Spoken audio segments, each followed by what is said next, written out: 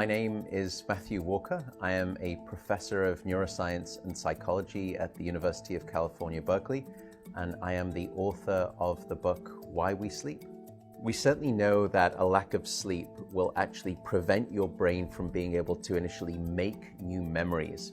So it's almost as though without sleep, the memory inbox of the brain shuts down and you can't commit new experiences to memory. So those new incoming informational emails are just bounced and you end up feeling as though you're amnesic. You can't essentially make and create those new memories. We also know that a lack of sleep will lead to an increased development of a toxic protein in the brain that is called beta amyloid, and that is associated with Alzheimer's disease, because it is during deep sleep at night when a sewage system within the brain actually kicks into high gear and it starts to wash away this toxic protein, beta amyloid.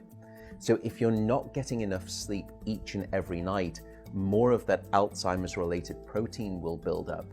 The more protein that builds up, the greater your risk of going on to develop dementia in later life. What are the effects of sleep deprivation on the body? Well, there are many different effects.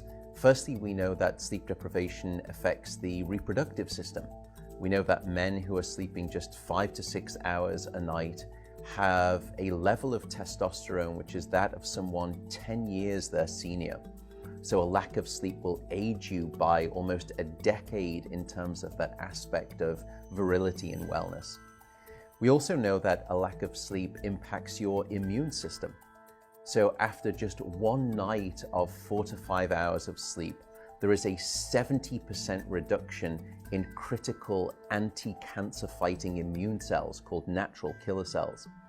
And that's the reason that we know that short sleep duration predicts your risk for developing numerous forms of cancer. And that list currently includes cancer of the bowel, cancer of the prostate, as well as cancer of the breast. In fact, the link between a lack of sleep and cancer is now so strong that recently the World Health Organization decided to classify any form of nighttime shift work as a probable carcinogen.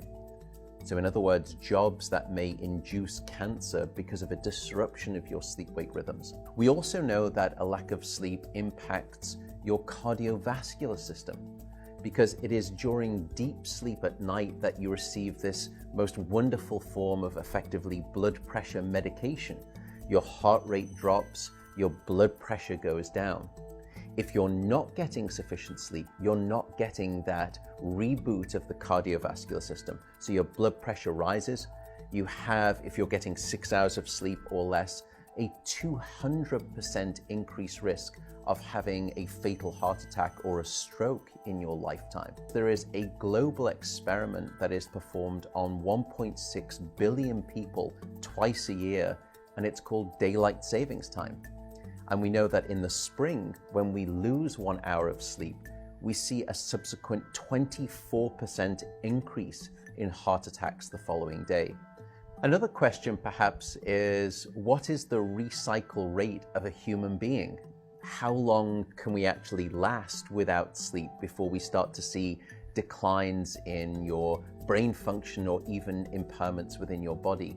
And the answer seems to be about 16 hours of wakefulness. Once you get past 16 hours of being awake, that's when we start to see mental deterioration and physiological deterioration in the body.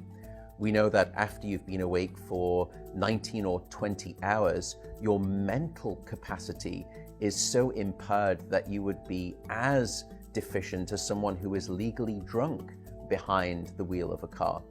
So if you were to ask me what is the recycle rate of a human being, it does seem to be about 16 hours, and we need about 8 hours of sleep to repair the damage of wakefulness. Wakefulness essentially is low-level brain damage.